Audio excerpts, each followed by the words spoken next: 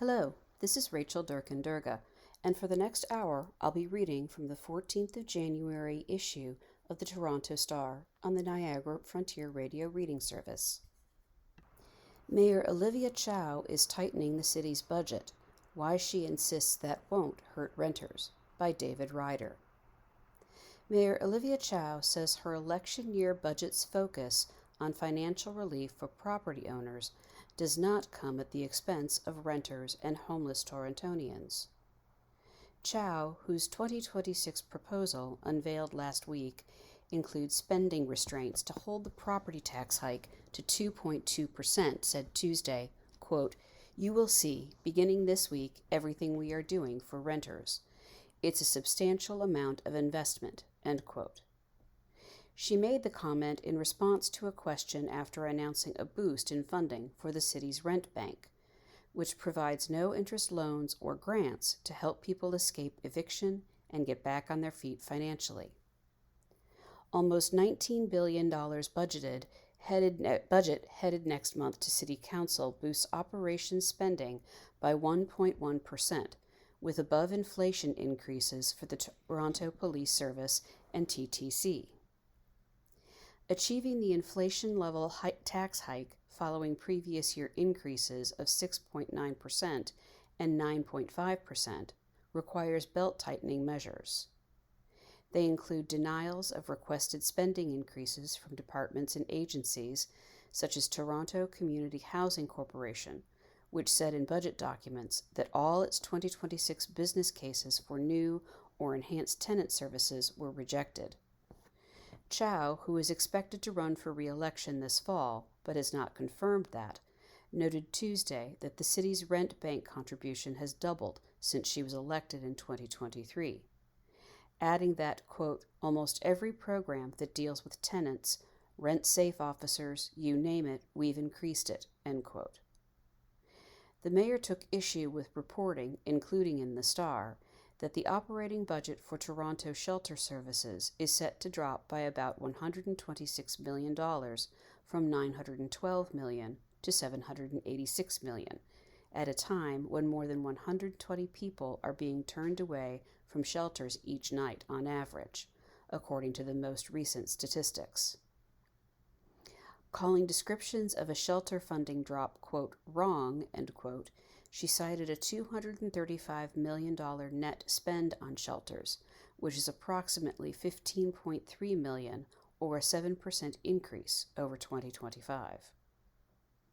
Budget notes from Toronto's Shelter Department, however, confirm an overall spending drop of $125.9 million from last year. City staff say factors contributing to that decrease include closure of temporary, costly pandemic-era hotel shelters, as well as the end of some programs specifically for newcomers, as demand from refugees and asylum seekers has eased.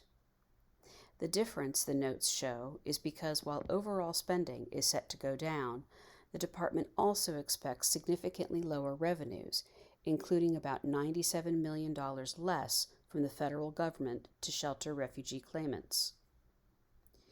Chow pointed to the luxury home and vacant home taxes introduced under her watch as ways the city has been able to boost spending on homelessness prevention programs and other initiatives to help house low-income Torontonians while also giving homeowners a break. Quote, "I'm able to keep the tax rate in the rate of inflation because of all the work that I've done previously," end quote, she said. Tenant advocates declined Tuesday to criticize Chow's focus on property taxes. Quote, "The lower property tax was needed as we're trying to find affordability in all measures," end quote, said Stacey Semple, chair of the Downtown Toronto ACORN chapter. Had property taxes taken another big jump, Semple added, some of it would have been passed on to tenants in the form of rent hikes. Saman Tabasinajinadad, executive director of advocacy group Progress Toronto, which supported Chow in the 2023 election, said in an email, quote, "The mayor has delivered on key promises for renters, including the rent bank, rent safe, EPIC, a renovictions bylaw, and investments in purpose-built rental housing and affordable units. While there is always more to do, addressing an affordability crisis decades in the making will take time." End quote. Mark Carney lands in China, hoping to ease years of distrust while boosting trade. By Tonda McCharles.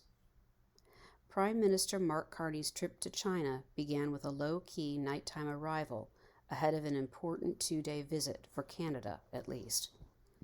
A red carpet lined with a military guard, a small girl offering flowers, and no other fanfare marked the beginning of the first official visit of a Canadian Prime Minister to China in more than 7 years.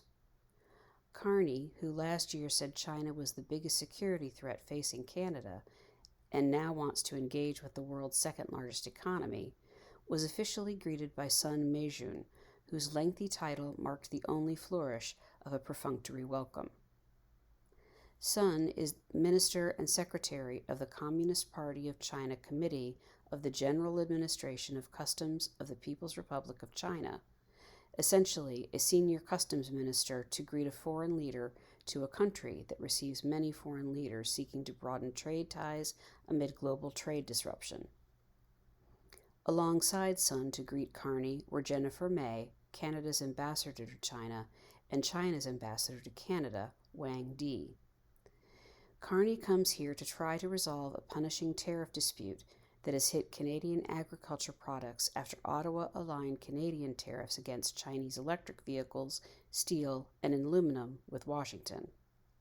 But the Prime Minister's goal is broader, aimed at engaging China on energy trade, the economy, and international security, according to officials.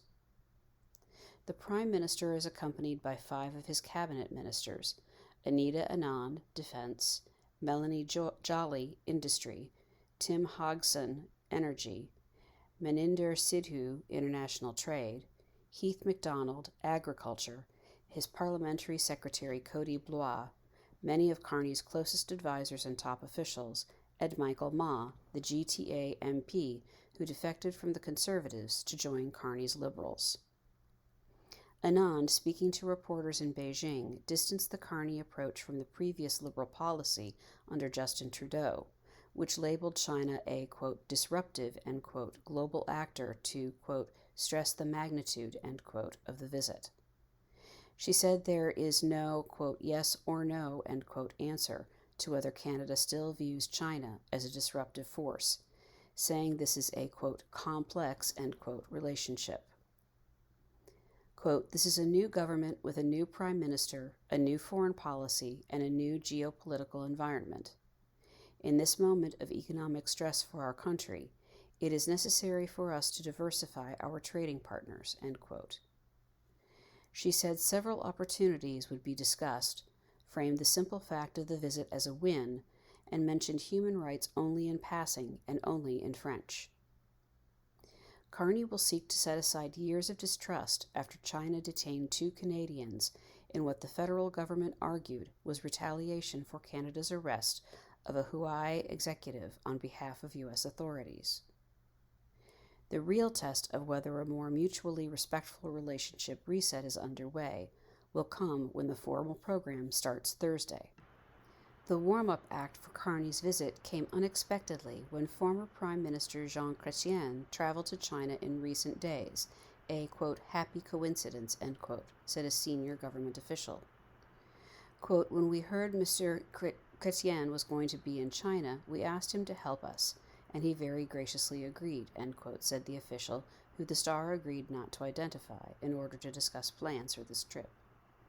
Quote, when I say help us, basically all we want to be on the same song sheet, and we all want to make sure that we're not contradicting each other and that we are working toward end goals, end quote.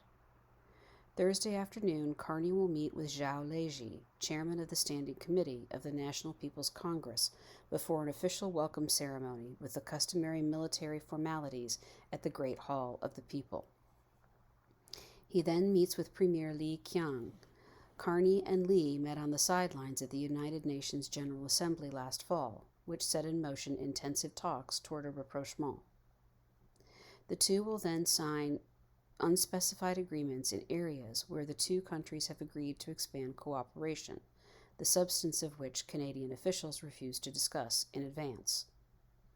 It was as if even the top ranks of government were unsure where the talks, including on tariffs, will ultimately land. Annan said negotiations are ongoing even now. Lee will then host an official dinner for the Canadian delegation the evening before Carney's official meeting with President Xi Jinping on Friday. Xi, who had no time for Trudeau's lectures on China's labor standards and human rights records, will also host what's billed as an official luncheon for Carney. The fact of the visit attests to a mutual necessity for Canada and China to recalibrate relations. In China, too, growth has slowed, but there are a host of international suitors trying to crack its giant markets. Janice Stein, the Belzberg Professor of Conflict Management and Negotiation and founding director of the Munk School of Global Affairs at the University of Toronto, said in an interview, quote, "There are many sectors of the Canadian economy that can sell into China's market, and it is a market that is still growing. It's not the most dynamic right now in Asia. There are economies in Southeast Asia that are real opportunities for Canada, but it's undeniable the importance of China," end quote. But Stein said the Prime Minister faces a big dilemma in navigating the competing loyalties and rivalries, as U.S. President Donald Trump will carefully watch any moves Carney might make to ease the 100% tariffs on cheap Chinese electric cars that both Canada and the U.S. have levied to protect domestic industries. Quote, "Success would be if there's a warmer tone in the relationship and there's some concrete agreements, even if they're small, to move forward. That's success," end quote, said Stein. Canadian officials say there is room to do a lot more trade. China is now Canada's second largest single country trading partner. In 2024, bilateral merchandise trade with China totaled just over $118 billion. Canadian merchandise exports to China were almost $30 billion, while merchandise imports were almost $89.2 billion. The tariff dispute has eaten into those numbers. China has made clear it's willing to ease its canola and seafood tariffs if Carney drops its EV tariffs. Canada matched not only America's EV tariffs, but also its 25% tariffs on Chinese steel and aluminum, and recently took increased measures to prevent diversion of cheap Chinese steel via other markets. Veena Najibullah, Vice President of Research and Strategy at the Asia Pacific Foundation of Canada, said in an interview there's room for Carney to make some progress in warming relations with China, because polls show Canadians holding a more positive view of that country than of the U.S. in the wake of Trump's global trade war. Lynette Ong, an expert in China politics and director of the China Governance Lab at the Munk School, said, quote, "For a long time, we have been able to kind of live off prosperity and close relationship with the United States, but that era has ended, so there's no going back to that," end quote. You are listening to a reading of articles and features from the Toronto Star on the Niagara Frontier Radio Reading Service. Trump says Americans, quote, "don't need," end quote, Canadian products, calls CUSMA, quote, "irrelevant," end quote, by Kelly Geraldine Malone. U.S. President Donald Trump said Tuesday the Canada-United States-Mexico agreement on trade is, quote, "irrelevant," end quote, to him, and Americans don't need Canadian products. Quote, "It expires very shortly and we could have it or not," end quote, Trump said while touring a Ford plant in Michigan. Quote, "It wouldn't matter to me. I think they want it. I don't really care about it," end quote. Trump's statements have rattled Canada and Mexico ahead of a mandatory review this year of the future of the Continental Trade Pact, known as CUSMA. The president told reporters that, quote, "Canada wants it," end quote, but the United States doesn't need anything from its northern neighbor. The three countries have started domestic consultations on the review, and Dominic LeBlanc, the minister in charge of Canada-U.S. relations, is set to meet with U.S. counterparts in mid-January to launch formal CUSMA talks. The trade pact has shielded Canada and Mexico from the worst impacts of Trump's tariffs. The president increased duties on Canada to 35% last August, citing the flow of deadly fentanyl, but those tariffs do not apply to goods compliant with CUSMA. Canadian industries are still being hammered by Trump's separate sector-specific tariffs on products like steel, aluminum, automobiles, lumber, copper, and cabinets. The president remained committed Tuesday to his automobile tariffs, saying he wants cars to be built in the United States, not Canada. Detroit is famously known as, quote, Motor City, end quote, and has served as the headquarters of the Big Three, Ford, General Motors, and Stellantis. Before Trump's tariffs, there was a long history of integration with the Canadian auto industry. Trump was also asked about raw materials coming in from countries like Canada. Quote, we have a lot of our own raw materials, end quote, he replied. CUSMA was negotiated during the first Trump administration and served as a stress test for Ottawa. The trade talks were tense at times, but ultimately the pact that replaced the North American Free Trade Agreement was hailed a success in all three countries. Since his return to the White House last year, Trump has repeatedly questioned the value of CUSMA and has claimed the United States doesn't need anything from Canada. Trump previously called the deal, quote, transitional, end quote, and said it may have served its purpose during a meeting with Prime Minister Mark Carney at the White House last October. The CUSMA review essentially sets up a three-way choice for the three partner countries to make in July. They can renew the deal for another 16 years, withdraw from it, or signal both non-renewal and non-withdrawal, which would trigger an annual review that keeps negotiations going. Trump's public comments signal a longer review, or that the United States could walk away. U.S. Trade Representative Jamieson Greer has spoken about long-standing trade irritants that will be part of CUSMA negotiations, including the supply management system for dairy products and the alleged subsidization of the softwood lumber sector. Greer has pointed to other non-tariff barriers like Canada's Online Streaming Act and Online News Act, as well as the provincial bans on sales of American alcohol that were imposed in response to Trump hitting Canada with a barrage of tariffs. Greer also said the Trump administration is considering splitting up the three-way pact and negotiating separate deals with Canada and Mexico. Trump says anything less than having Greenland in U.S. hands is, quote, unacceptable, end quote, by Emma Burrows. President Donald Trump said Wednesday that NATO should help the U.S. acquire Greenland, and anything less than having the island in U.S. hands is unacceptable, hours before Vice President J.D. Vance was to host Danish and Greenlandic officials for talks. In a post on his social media site, Trump reiterated his arguments that the U.S., quote, needs Greenland for the purpose of national security, end quote. He added that, quote, NATO should be leading the way for us to get it, end quote, and that otherwise Russia or China would, quote, and that is not going to happen, end quote.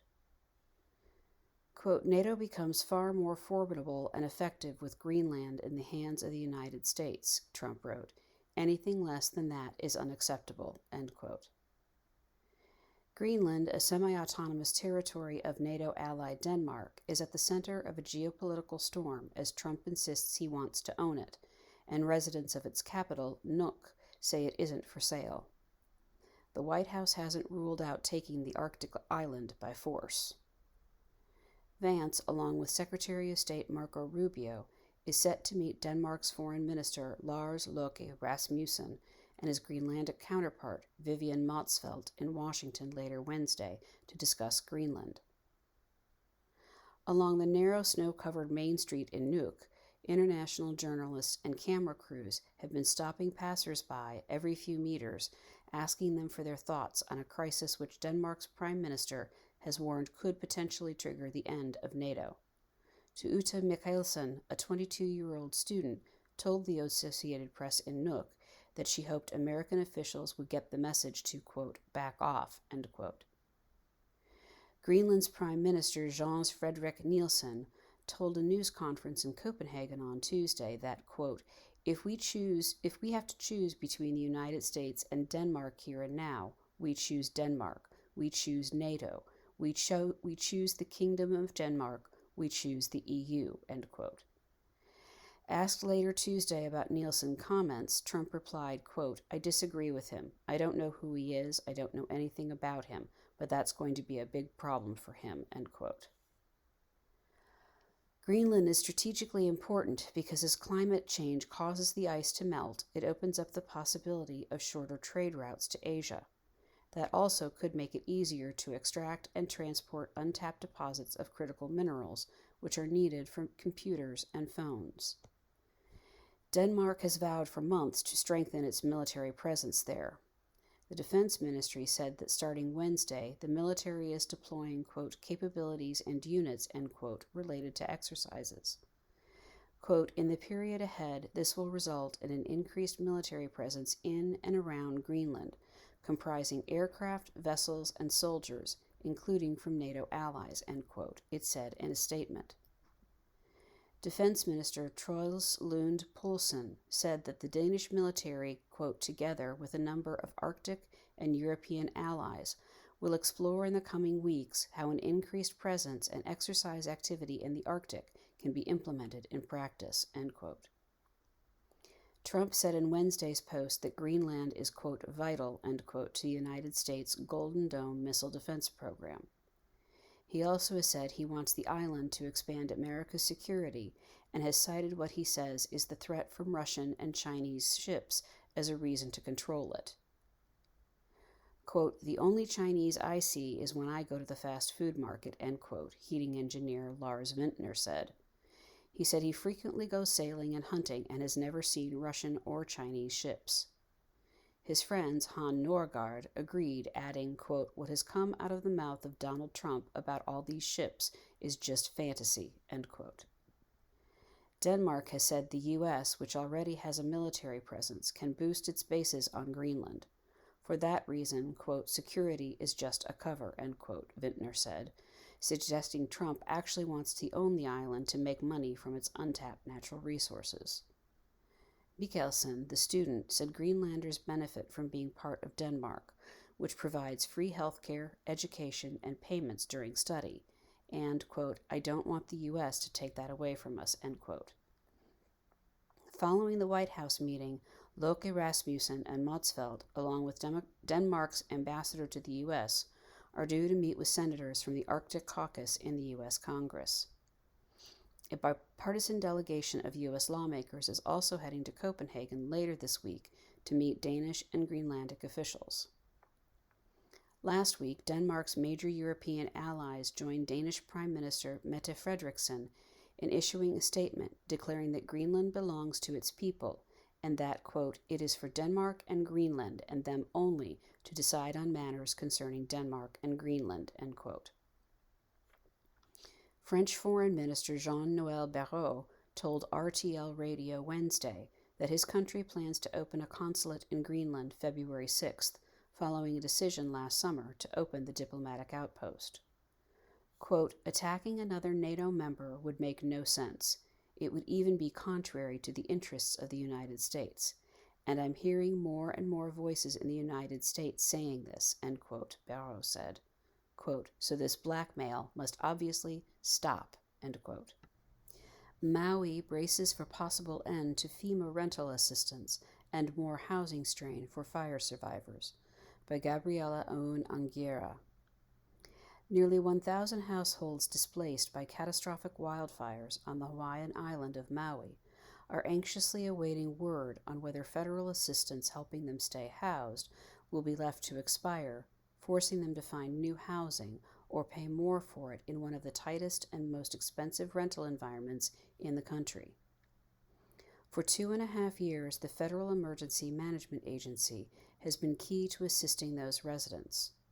But FEMA, facing a broader Trump administration effort to diminish the agency's role and shift more responsibility to states, is set to choose in the coming weeks whether to end the funding.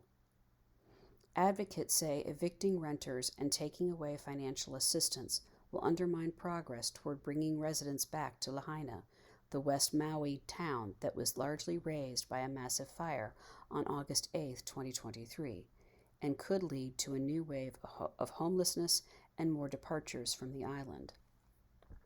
Quote, All of them entering into our already impacted rental market in February scares me a lot, end quote, said Nicole Huguenin, executive director and co-founder of the mutual aid organization Maui Rapid Response.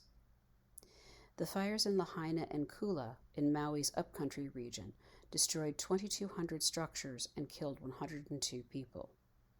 Then President Joe Biden declared a major disaster, unlocking FEMA assistance to help 12,000 displaced people, 89% of whom were renters at the time of the fires. His administration eventually extended the 18-month program until February 2026. But with few homes rebuilt and rental inventory nearing zero, the state requested another extension in May, with a decision due before the end of January. The uncertainty comes against the backdrop of greater upheaval surrounding FEMA's future role in disaster recovery. President Donald Trump has frequently floated the idea of eliminating the agency, saying he wants states to take on more responsibility handling disasters. While it's not clear whether that change in approach will influence the decision on the housing assistance, it is weighing on residents. Quote, "It falls into the hands of the current administration, and I'm not sure if they're fond of the amount of money we've had to use," end quote, said Kukui Kehai, a Lahaina fire survivor who rents an apartment through FEMA after living in her car and couch surfing after the fire. If the program expires, all housing-related financial assistance to fire survivors would cease, and any units being leased directly through FEMA must be vacated, according to an agency notice. The request is, quote, "currently under review," end quote, according to FEMA spokesperson Daniel Largues. Maui County spokesperson Lakshmi Abraham said the county is, quote, "working with the state and FEMA toward an extension and is optimistic," end quote, it will be granted. While megafires in other states have destroyed more homes, Maui's fires created a unique crisis. Limited housing stock and the island's remote location from the mainland U.S. made relocating survivors and rebuilding exceptionally difficult. FEMA, the state, county, and nonprofits all scrambled to find solutions to house the displaced, most of whom were desperate to stay near Lahaina to be close to work, schools, and the community. After working with the Red Cross to house 8,000 residents in hotels and other temporary shelters in the initial weeks, FEMA slowly transitioned families to other forms of housing assistance. It offered money for rent, installed temporary shelters on burned properties, and leased thousands of units itself to rent back to survivors, though some complained of burdensome eligibility requirements and having to move several times. The U.S. Army Corps of Engineers helped FEMA build Kilohana, a 167-unit modular housing complex on a lot overlooking Lahaina town. The investment required blasting hard rock to grade the state-owned land and installing new electric, water, and sewer infrastructure. The first family moved in 14 months ago. If rental assistance ends, the roughly 190 households living in modular units, 470 in the direct lease program, and 280 relying on financial assistance, will be thrust into an already stressed housing market that has seen little improvement since the fires. Maui's rental vacancy rate is under 2%, and as of mid-2025, there were 0 available units priced at or below what the federal government deems fair market rent, according to the Hawaii Emergency Management Agency, or HIEMA.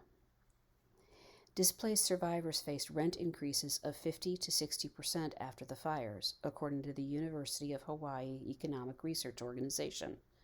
2- and 3-bedroom units still cost nearly double what they did before the fires.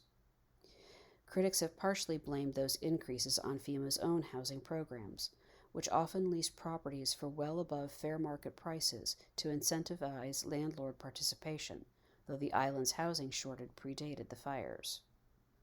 Quote, "My goal is to pay what I was before, and I can't. There's no way," end quote, said Kiahi, the displaced resident who is also program deputy at the Hawaiian Council, a nonprofit administering multiple recovery initiatives on Maui. The slow recovery of Maui's tourism-dependent economy is also limiting what tenants can afford. To confront the supply challenges, the county passed a bill last month banning short-term rentals in apartment-zoned properties beginning in 2029, despite strong opposition from some concerned about the impact to tourism and jobs. Rebuilding is also gaining momentum, with 109 residential construction projects completed and about 300 in progress. Quote, "The tough part on the island is everything needs to be shipped in," end quote, said HEMA Administrator James Barrows. Barrows said if an extension is granted, FEMA could impose some new milestones for the state to meet to speed along its recovery. The county and state have been working on contingency plans, quote, "for months," end quote, if FEMA assistance ended, including possibly taking over Kilohana, Barrows said. Next door to Kilohana is Ka'alai'ola, another community of 450 modular units created through a state philanthropic partnership. Its residents do not pay rent yet, and they are allowed to stay up to 5 years. Kimo Carvalho, CEO of the housing nonprofit Home Aid Hawaii, which manages Ka'alai'ola, said a Kilohana resident recently called, saying his housing might expire and asking if he could apply to Ka'alai'ola. The community is already full. The community is already full, Carvalho told the Associated Press, with a long wait list. You are listening to a reading of articles and features from the Toronto Star on the Niagara Frontier Radio Reading Service. The UK is watering down plans for mandatory digital ID cards after a backlash, by Joe Lawless. The British government has watered down plans for mandatory digital identification cards, a contentious idea it had touted as a way to help control immigration. It's the latest policy U-turn by Prime Minister Keir Starmer's embattled centre-left government, which is under fire from both opposition politicians and governing Labour Party lawmakers. Officials confirmed Wednesday that it won't be compulsory for citizens and residents to show a digital ID card in order to get a job, ditching a key plank of the policy announced in September. Quote, the digital ID could be one way you prove your eligibility to work, end quote, Transport Secretary Heidi Alexander told the BBC, alongside other documents such as biometric passports. The government said detailed plans for digital ID cards will be, quote, set out following a full public consultation, which will launch shortly, end quote. Starmer announced in September that, quote, you will not be able to work in the United Kingdom if you do not have digital ID. It's as simple as that, end quote.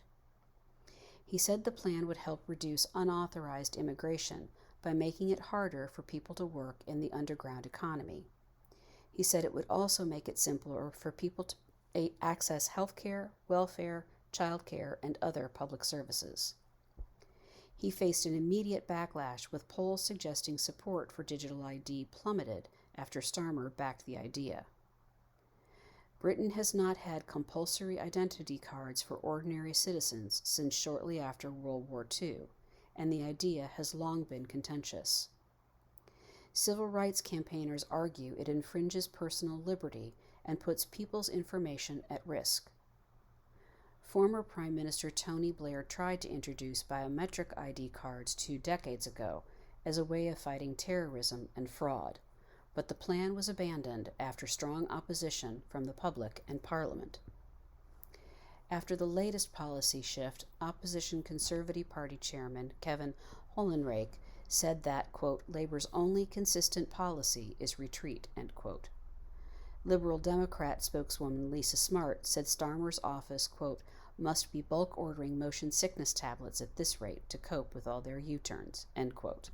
Costa Rica's security director says plot to assassinate president uncovered, by Javier Cordoba. Costa Rica's national security chief on Tuesday revealed details of an alleged plot to assassinate President Rodrigo Chavez ahead of presidential and legislative elections. Jorge Torres, director of the Intelligence and National Security Directorate, told journalists about the plot allegations as he prepared to file a formal complaint at the public prosecutor's office. Quote, what we received is confidential information that I would like to put on record in the complaint. I don't want to go into detail, but I would simply like to tell you that it concerns the life of the President of the Republic, end quote, Torres told local media. Torres said a call was received from a woman who reported a supposed plot against Chavez, adding a payment had been made to a hitman. Torres also reported that security was being reinforced for the conservative populist leader, who was sought to present himself as a politician who was tough on crime.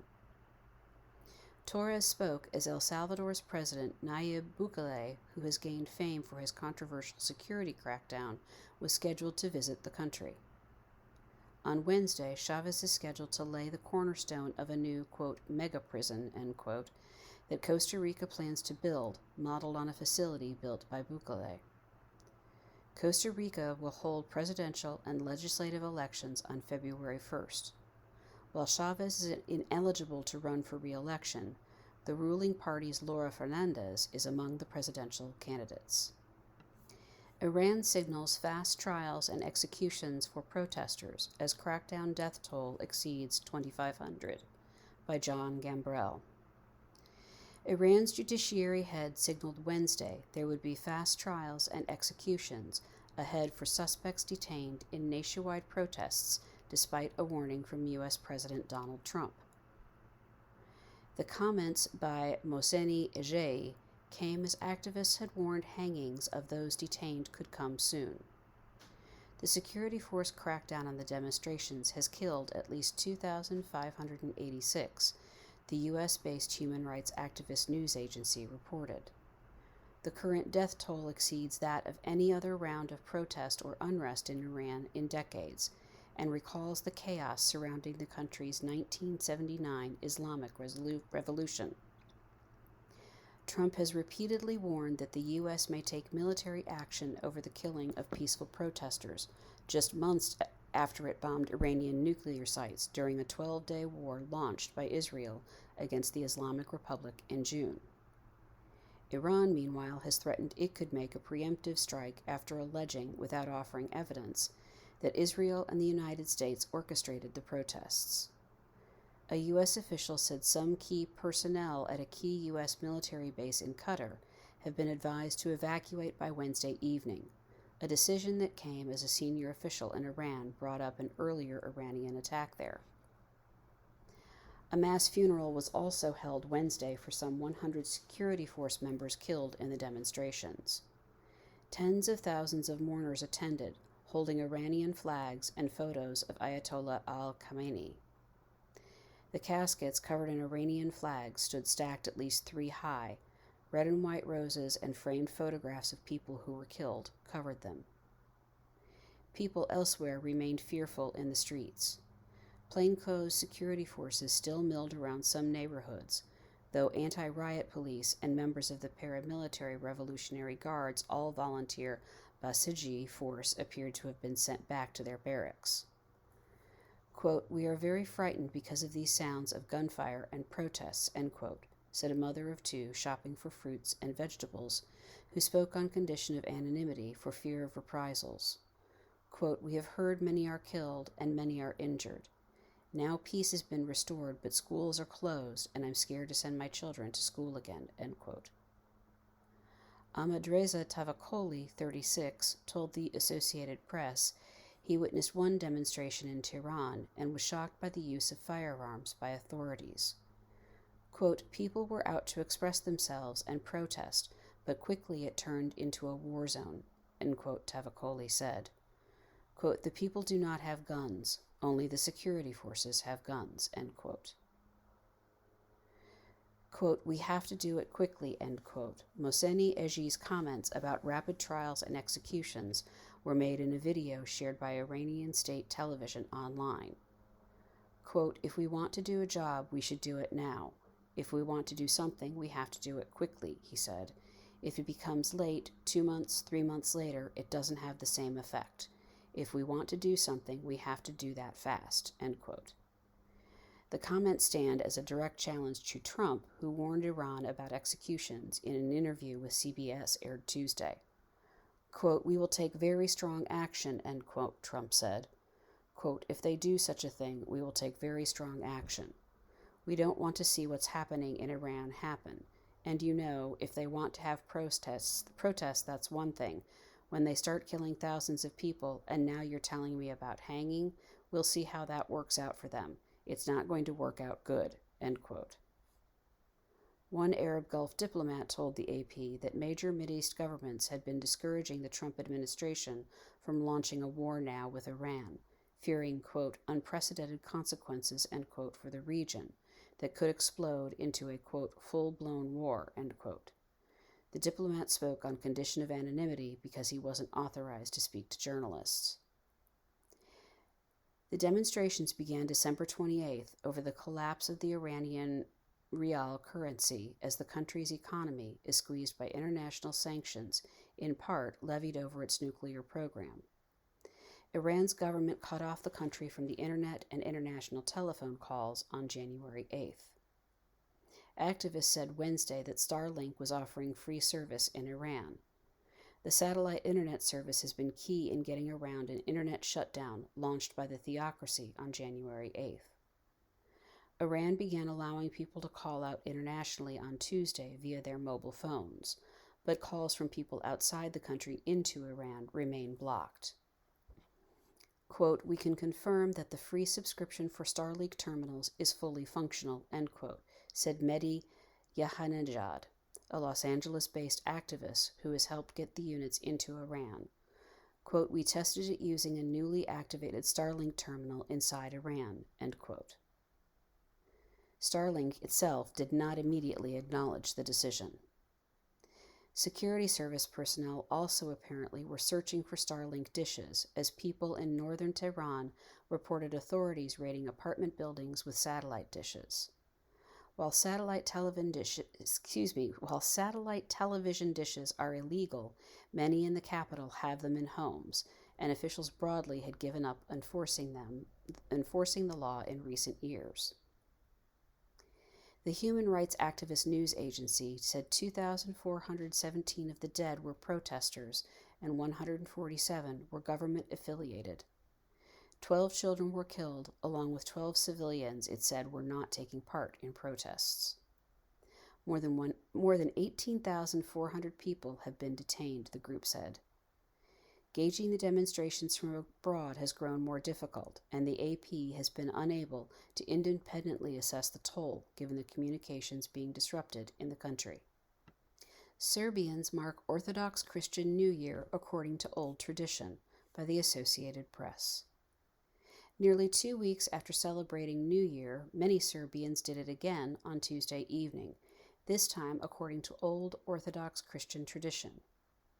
Some Eastern Orthodox churches follow the ancient Julian calendar, which runs 13 days later than the Gregorian calendar used by Catholic and Protestant churches and much of the secular world. The streets in central Belgrade's commercial pedestrian zone were busy with people on Tuesday night, and Christmas and New Year's decorations were still on full display. Quote, "I celebrate the Serbian New Year," end quote, said Zoran Todorovic, a Belgrade resident. Quote, "We're going out, we'll take a walk, drink mulled wine, eat traditional sweets, and then we'll go home and treat ourselves to a meal. I feel lovely," end quote. Jovan Burkic, also from Belgrade, was skeptical. Quote, "I don't celebrate Serbian New Year. I don't give it much attention. I think it's the same as the non-Serbian one, the usual commercial New Year," he added. "It's just an economic trick to get people to spend a bit more money, to give them a reason to be cheerful," end quote. A fireworks and a drone show was held at midnight at a newly built and much criticized residential block by the Sava River in Belgrade that was backed by Serbia's populist president Aleksandar Vučić. In the central Serbian town of Kakac, however, protesters snowballed a folk singer performing at the main square, angry that the local authorities were using public money for the celebrations, N1 regional television reported. Vučić faced street protests throughout last year against his autocratic rule in Serbia that were triggered by a train station disaster in November 2024 that killed 16 people in a northern city. You were listening to a reading of articles and features from the Toronto Star on the Niagara Frontier Radio Reading Service. Breaking news: Quebec Premier François Legault to resign. won't lead his party into fall election by the Canadian Press. Quebec Premier François Legault has announced he is resigning, triggering a leadership race with only months to go before the fall provincial election. Legault told reports in Quebec City that he would remain in his position until a new leader is chosen for his coalition Avenir Québec party. Quote, I see well that right now Quebecers want change first, and among other things, a change of premier, he said. For the good of my party, and especially for the good of Quebec, I am announcing today that I will leave my position as Quebec premier, end quote. Legault's convincing election victory in 2018 marked the start of a new era in Quebec politics, ending the nearly 50 years of Liberal and Parti Québécois rule. The 68-year-old Air Transit co-founder led his party to a second straight victory in 2022, buoyed by his popularity among francophones, the fragmentation of the opposition, and the sustained visibility he obtained during the COVID-19 pandemic. But in more recent times, Legault's party has been beset by struggles, including a ballooning deficit, a scandal at the province's auto insurance board, and hostile negotiations with the province's doctors that led to the resignation of two of his cabinet ministers, including Christian Dubé and Lionel Carmont, who left their cabinet posts amid the doctor talks. The party lost 6 legislature members in 2025. In his resignation speech, Legault said he hoped the next election would be focused on the big challenges facing Quebec, such as the economy and protecting the French language, rather than a desire for change. The next provincial election is scheduled for October 5th. Popular weight loss drugs shouldn't carry suicide warnings, FDA says, by the Associated Press. Federal regulators on Tuesday told drug makers Novo Nordisk and Eli Lilly to remove label warnings about potential suicidal thoughts and behaviors from their blockbuster weight loss medications.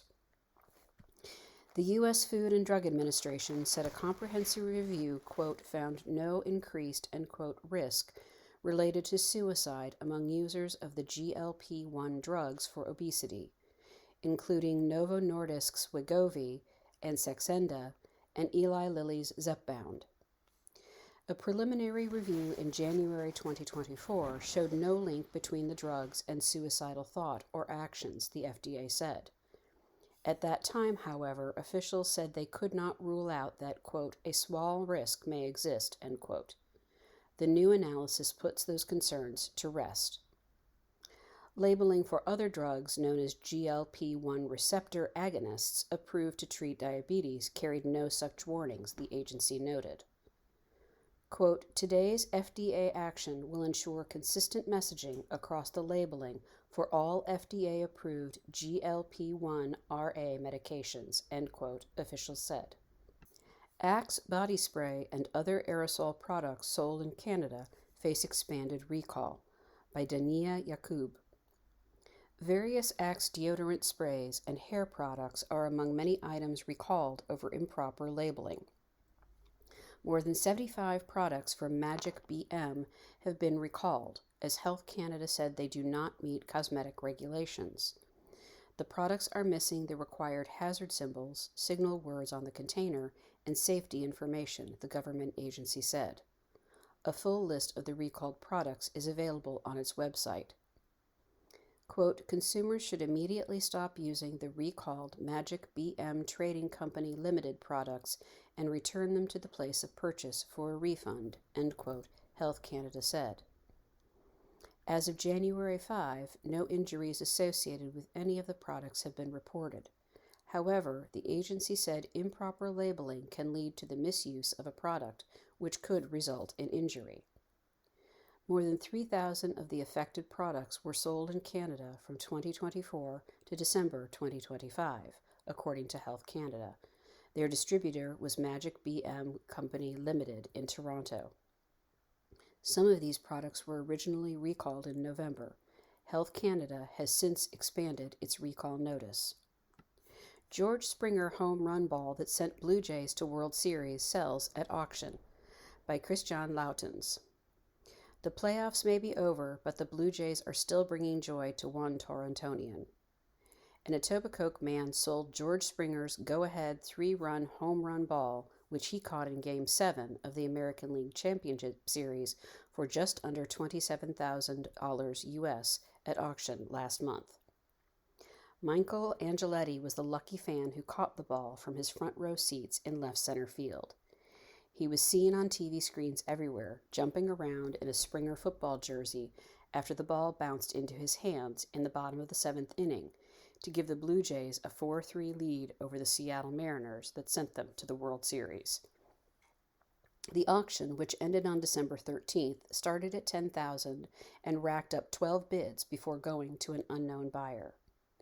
On the night he caught the ball, Angeletti initially said he would give the ball to Springer.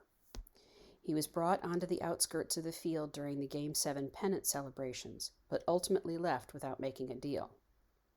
The ball came just shy of the $28,000 US windfall that Jose Bautista's iconic bat flip home run ball from 2015 earned at auction in 2019. Angeletti spent the first 7 innings of Game 7 texting his friends and family that he was going to be part of Blue Jays history. He didn't know when, and nobody really believed him, but he says he just knew. Quote, "I told everyone in every group chat I was going to catch the big ball," end quote, Angeletti told the Star during the game. The MLB generally does not authenticate home run balls unless they break records, but Golden, the auction house tasked with selling the ball, says the buyer received, quote, "provenance attesting," end quote, to the ball being legitimate. Quote, "It was fate. I'm wearing the Springer Argos jersey," end quote, Angeletti shouted after he caught the home run. Quote, "Magic ball, magic jersey," end quote. Springer's 381-foot blast was the first go-ahead homer in Game 7 history when an MLB team was trailing by 2 runs or more in the 7th inning or later. A novel sanctuary in Antarctica is preserving ice samples from rapidly melting glaciers, by Nicole Winfield. Scientists in Antarctica on Wednesday inaugurated the first global repository of mountain ice cores, preserving the history of the Earth's atmosphere in a frozen vault for future generations to study as global warming melts glaciers around the world. An ice core is something of an atmospheric time capsule containing information about the Earth's past changes in a frozen climate archive. With global glaciers melting at an unprecedented rate, scientists have raced to preserve ice cores for future study before they disappear altogether. The Ice Memory Foundation, a consortium of European research institutes, inaugurated the frozen sanctuary on Wednesday at the Concordia Station in the Antarctic Plateau. The foundation live-streamed the ceremonial ribbon cutting and opening of the frozen cave, where the ice samples will be kept for future generations. The first 2 sets of samples of alpine mountain ice cores were drilled out of Mont Blanc in France and Grand Combin in Switzerland, and arrived at the station after a 50-day refrigerated icebreaker and plane journey from Trieste, Italy.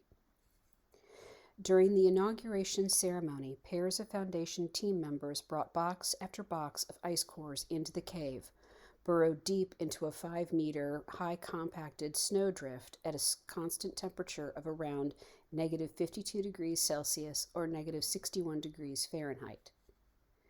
Quote, "By safeguarding physical samples of atmospheric gases, aerosols, pollutants, and dust trapped in ice layers, the Ice Memory Foundation ensures that future generations of researchers will be able to study past climate conditions using technologies that may not yet exist," end quote, said Carlo Barbante, vice chair of the Ice Memory Foundation and a professor at Ca' Foscari University in Venice. The Ice Memory Project was launched in 2015 by a consortium of research institutes. From France, the National Center for Scientific Research, or CNRS, the French National Research Institute for Sustainable Development, IRD, and the University of Grenoble-Alpes. From Italy, the National Council of Research, CNR, and the Ca' Foscari University in Venice, and Switzerland's Paul Scherrer Institute. Scientists have already identified and drilled ice cores at 10 glacier sites worldwide and plan to transport them to the cave sanctuary for safekeeping in the coming years. The aim over the coming decade is to craft an international convention to preserve and safeguard the samples for future generations to study. As temperatures globally rise, glaciers are disappearing at a rapid clip, and with them, critical information about the atmosphere. Since 2000, glaciers have lost between 2 and 39% of their ice regionally and about 5% globally, the Foundation said. Quote, "These ice cores are not relics, they are reference points," end quote, said Celeste Saulo, Secretary General of the UN World Meteorological Organization. Quote, "They allow scientists now and in the future to understand what changed, how fast, and why," end quote. Mattel launches new Autistic Barbie as part of Inclusion Mission, by Nicole Thompson. If you look the newest Barbie in the eyes, you may notice she doesn't look directly back at you. A slight shift to the gaze is one of the changes Mattel made for the latest addition to its fashionista line, Autistic Barbie. The doll is part of an initiative to represent more people, with other examples including Barbies with Down syndrome, blind Barbies who carry white canes, and Barbies with prosthetic legs.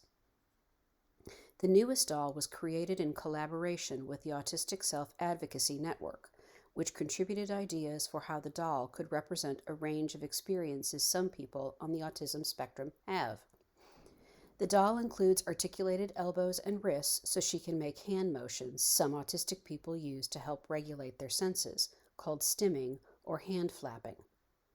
She looks ever so slightly off to the side to mimic how some autistic people avoid direct eye contact, and she carries a detachable fidget spinner because some people find it a helpful sensory distraction.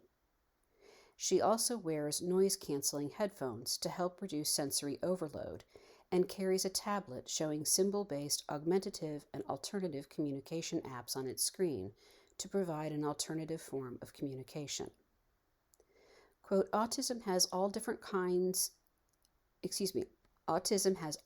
sizes and shapes, and so this really isn't to represent the only way that someone can experience autism. It's really just to have various cues that may be representative so different people can see themselves in this doll, end quote, said Jamie Siegelman, global head of dolls at Mattel. Figuring out what that might look like was a challenge because autism encompasses a broad range of behaviors and difficulties that vary widely in degree, and many of the traits associated with the disorder are not immediately visible, said Noah Pervez, ASAN's Community Engagement Manager, who worked closely with Mattel on the Barbie prototype. The development team debated whether to dress the doll in a tight or a loose-fitting outfit, Pervez said. Some autistic people wear loose clothes because they are sensitive to the feel of fabric seams, while others wear figure-hugging garments to give them a sense of where their bodies are, he said. The team ended up choosing an A-line dress with short sleeves and a flowy skirt that provides less fabric-to-skin contact.